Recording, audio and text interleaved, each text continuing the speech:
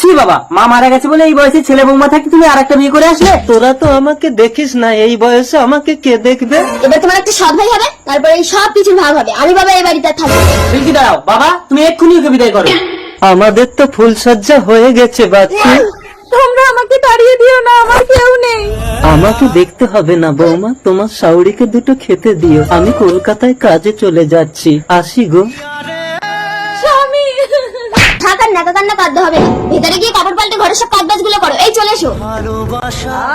এই যে সব শাশুড়ি, আমার জন্য একটু পায়খানার জল তুলে আনো তো। দাও, বৌমা এনে দিচ্ছি। কি গো, আমাদের কি একটা বাচ্চা কাচ্চা হবে না? চলো ভেতরে গিয়ে চেষ্টা করি।